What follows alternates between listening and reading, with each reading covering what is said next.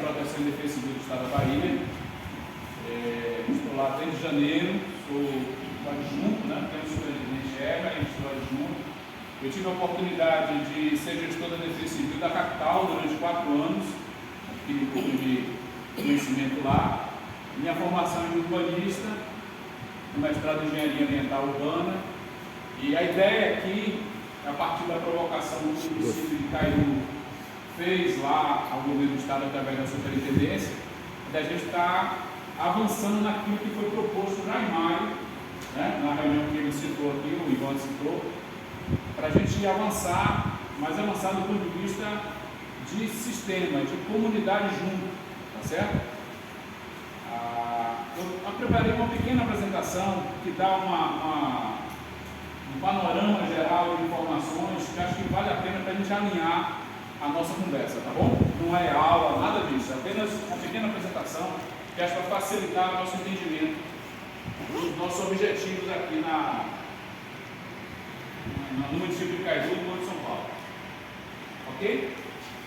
E aí, logo depois a gente passa para diálogo, bate-papo, tirar algumas dúvidas, algumas coisas que a gente pode efetivamente construir juntos. A ideia é que possamos estar juntos construindo aqui. É possível fechar essa porta aqui para a qualidade? Ó, chegou a extensão. A gente lembra muito de Defesa Civil. Eu passei ontem e hoje pela manhã com esse colete, né, que representa a Defesa Civil. As pessoas, Defesa Civil, alguém me abordou? Qual é o seu nome? Anthony. Como? Anthony ontem me abordou, e aí, como é? Porque de fato há uma identidade visual com a Defesa Civil, né? Esse tipo de colete, esse tipo de informação, essas cores, tem um porquê no mundo inteiro, né? E recentemente a gente tem visto muito acontecer, muita coisa, né? Desastres aí de várias naturezas, e a Defesa Civil está sempre buscando ajudar as pessoas. Alguém disse assim, a Defesa Civil cuida de desastre. Eu acho que não. Eu defendo um outro posicionamento. Defesa Civil cuida de vida de pessoas. Vida de pessoas. E aí é fundamental que a gente entenda o que é de fato proteção de Defesa Civil, para a gente nivelar a partir daquilo que a gente entende que é importante para o mundo de São Paulo. Tá certo? Você dá uma ideia para mim, por favor? Então, o que é proteção e defesa civil? A partir de 2011, vocês vão se lembrar do grande desastre que houve na região de Fernando Rio, lembra disso? 1.000 mortos, famílias, bens perdidos, foi terrível. Em 2012 veio uma lei federal, a Lei 12.608 de 2012, que estabeleceu a Política Nacional de Proteção e Defesa Civil. Porque defesa civil começou lá na época da guerra, era apenas defesa civil. Então, na época da guerra, as pessoas vão se defender, o Brasil precisa se defender de guerra. Aí criou-se a defesa civil. Com a ação do desastre, né, infelizmente, nós todos somos brasileiros, menos o Antônio. Tem um ditado aqui no Brasil, Antônio, que diz assim: o brasileiro só fecha a porta depois que é roubado. Infelizmente, é da cultura do brasileiro. A gente, via de regra, não é prevencionista. E a partir daquele desastre lá em 2011, criou-se o Sistema Nacional de Proteção e Defesa Civil. Deixou aquele aspecto de defesa para uma ação mais proativa. Proteção e defesa civil. Aqui tem a definição: conjunto de ações preventivas de socorro, assistência, reconstrutivas, destinadas a evitar ou minimizar desastres, preservar o moral da população e restabelecer a normalidade social. Tá? Isso é a definição que eu usei. E eu falava no início aqui sobre essa questão esse colete laranjão, né? Tem um porquê, né? Tem toda uma filosofia mundial relacionada a isso. A cor azul remete à tranquilidade, ao equilíbrio e à serenidade, e extremamente importante para o que nós estamos construindo aqui, né? Não pode estar desesperado, a gente precisa agir racionalmente, de forma que a gente entenda os riscos que nós todos estamos submetidos nesse mundo. Então precisa dessa tranquilidade. A cor laranja traduz o calor humano, né? Nós precisamos uns dos outros, não conseguimos fazer nada sozinho. Quem consegue fazer alguma coisa sozinho? Ninguém. Não existe essa possibilidade, né? Então você tem toda uma filosofia com as cores, azul e laranja. Passa aí, Maurício, por favor. O triângulo equilátero, né, representa essa cooperação de todos para um bem comum, todo mundo junto, né? Todo mundo junto. E aí não é só um órgão, não é só Ivan, não é só a prefeitura, é todo mundo junto, senão a gente não resolve. Se a gente não tiver esse espírito de coesão, de trabalhar junto, de fortalecimento para o bem comum, a gente não consegue alcançar de forma eficaz. Tá certo? A base desse treino representa a segurança e a estabilidade, e os dois vértices representam a prevenção e a ação. Tá? Maurício, por favor. E aí, as mãos estilizadas representam o cuidado e o amparo para a população em geral, né? E aí, população em geral, englobando não só a comunidade, as comunidades, mas o governo também. Eu sou ser humano também, eu preciso cuidar, né? Não é porque estou no governo que eu sou cidadão, que não sou ser humano, não é porque Ivan é secretário ou Maurício, que também não precisa ter essa avaliação de cuidado, tá certo? Por favor, Maurício. E aí, a gente vem para um pilar que é fundamental, ter na cabeça isso aí, que a gente chama de gestão integrada em proteção e defesa civil. Você tem fases, você prepara, por exemplo, essa reunião aqui é uma reunião de preparação. Vocês estão entendendo um pouco da lógica, como é que deve funcionar o sistema de proteção e defesa civil. Ok? A gente vê muito defesa civil onde aconteceu o desastre. Semana passada, quem viu na Líbia o que aconteceu? Lembra? Chuva intensa, 2 barragens romperam, na sequência, o que aconteceu? Mais de 10 mil desaparecidos. Aí a gente se lembra da defesa civil, né? Quando aconteceu agora no Rio Grande do Sul, não sei se todos viram o que aconteceu lá, chuva, mais de 40 mortes. O que é que vocês viram na mídia? Todo mundo de colete laranja, foi ou não foi? O governador de colete laranja, o ministro de colete laranja, não foi assim? Todo mundo é defensivo na hora do desastre. Mas nós sabemos desde criança, que prevenir é melhor do que remediar. É lógico. É mais econômico, é mais inteligente você prevenir do que você ir atrás do prejuízo. É lógico, a gente precisa ter essa consciência, né? Então você tem a preparação, a mitigação de danos, prevenção, e aí acontecendo o desastre, resposta e recuperação da área degradada. Por favor, Maurício. Me auxiliar, Maurício, que privilégio, secretário, você não me auxiliar. Vamos lá, mais uma aí, por favor. Escreve para mim. Mais um. Pronto. Então você tem distintamente, isso aí é fundamental, 2 fases: gestão de risco, que são as ações antes de acontecer qualquer desastre, tá certo? Prevenção, preparação, reuniões como essa, mitigação de danos, e embaixo aconteceu o desastre, não teve jeito, então você vai para a gestão do desastre, recuperação e reconstrução, tá? E aí entra socorro a vítimas, etc. Então são 2 fases bem distintas. Boa tarde. Gestão de risco e gestão de desastre, tá?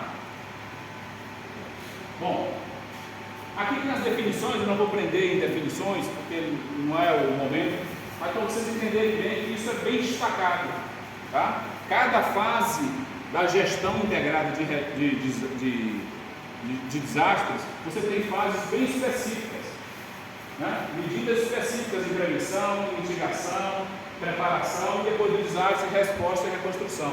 É bem nítido essa diferença, que pode acontecer paralelamente, mas o ideal é que essa fase, que é a fase anterior ao desastre, seja a fase em que as pessoas investam mais, que os governos investam mais, tá? Aí eu volto a dizer, essa reunião aqui é fundamental para a gente entender, entender como a gente, cada um de nós que está aqui nessa sala, pode contribuir com isso. Essas fases de gestão de risco, de prevenção, de preparação, tá certo? Por favor.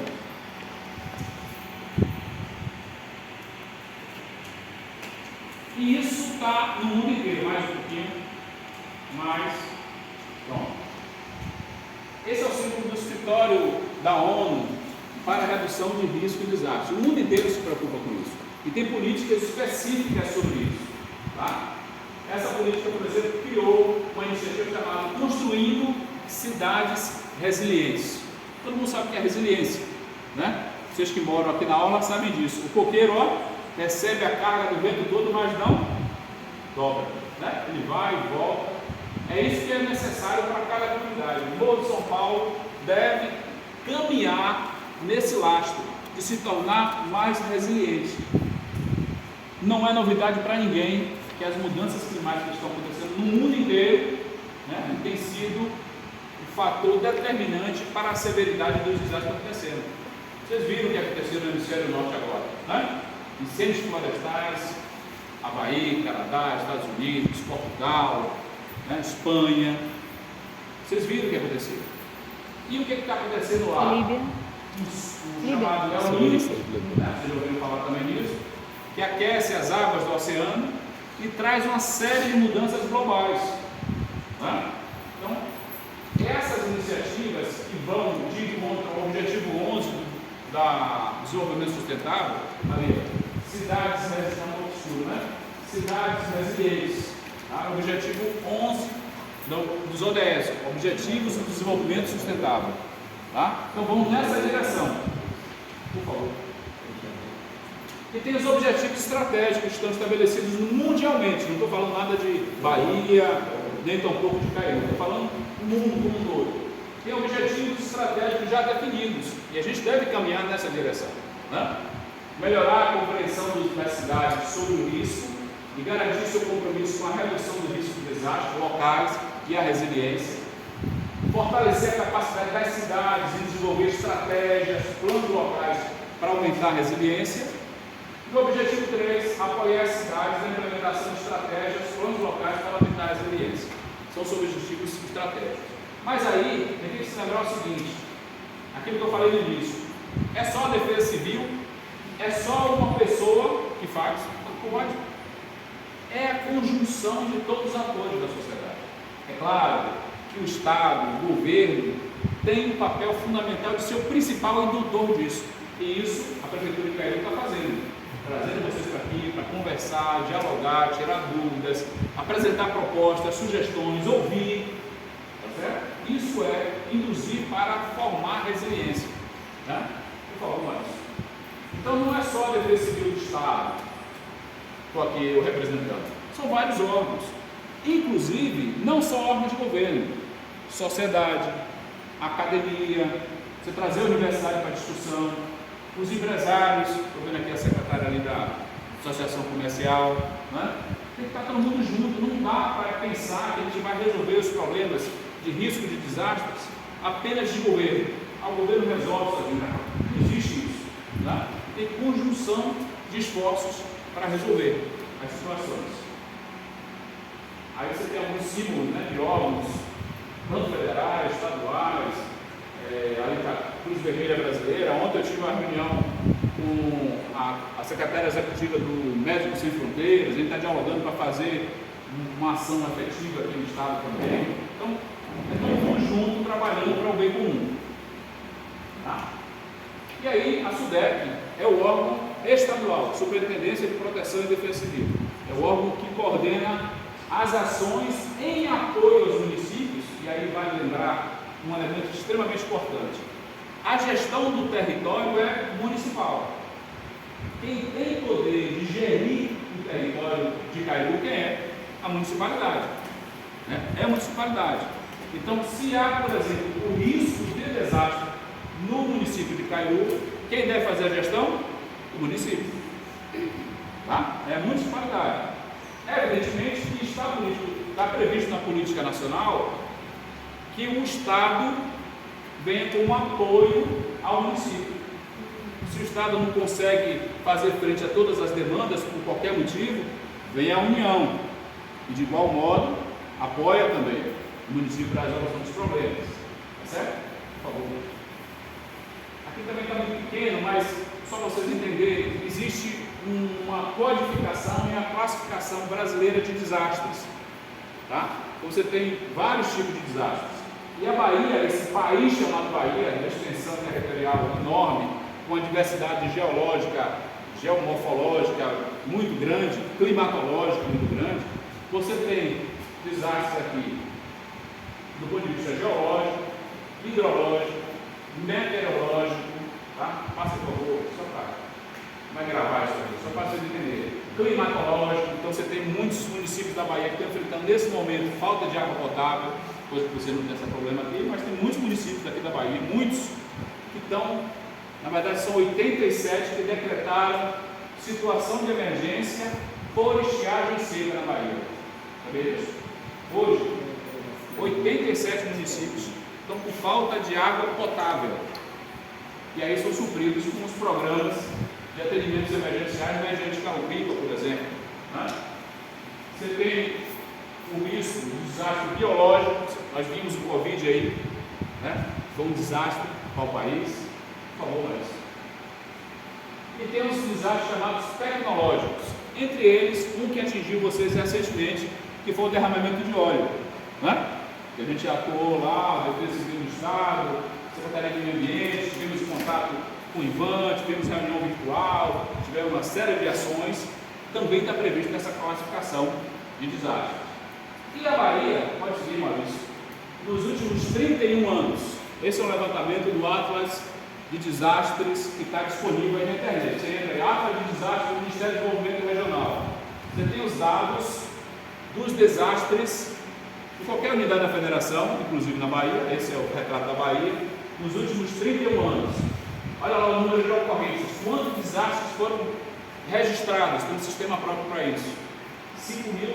5.481 desastres. Quantas pessoas perderam a vida com desastre na Bahia nesses 30 anos? 409 pessoas. Tá? Quantas pessoas desabrigadas ou desalojadas por conta dos desastres na Bahia nesses 30 anos? Vamos lá? 482 mil pessoas. Tá? E aqui vem os danos materiais, né? Você tem ideia, prejuízos gerais, aqui ó, 41,68 bilhões de reais. São danos associados nesse período de 31 anos na Bahia por conta de desastres. Certo? De modo geral, é claro. Né? Todo tipo de desastre. Pode passar mais, por favor. E aí a importância de dois elementos que eu quero falar aqui, rapidamente. O plano de contingência, que já foi citado por Ivan aqui, a gente precisa avançar na construção de um plano de contingências para desastres de modo geral. E aí salta aos nossos olhos os desastres geológicos e hidrogeológicos, que tem aqui, já foram apontados pelo relatório de Val Lopes, já foi apontado pelo relatório do CPRM, vocês sabem, em 21 foi feito o relatório, 22 também. Sabe que tem algumas áreas aqui, por conta da própria constituição, da topologia do Morro de São Paulo, é área de risco, considerado alto e muito alto, tem áreas importantes aqui. A gente precisa ter ações efetivas disso. E o plano de contingências é fundamental.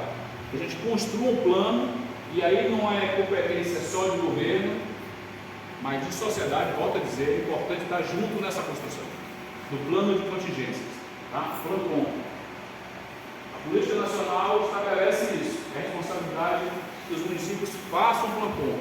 Ah, mas eu queria tirar dúvida, queria ajuda. Nós estamos aqui enquanto Estado para apoiar o município para isso, certo? A elaboração do plano de contingência. E a outra coisa, por favor, Maurício, o que a gente quer chamar aqui o Núcleo Comunitário de Proteção e Defesa Civil. O que é isso, amigo? Formado por cidadãos que, por meio de trabalho voluntário e solidário, contribuem nas ações preventivas em área de risco, além de orientar e prestar socorro mais imediato às populações locais nas situações de calamidade e emergência. Certo?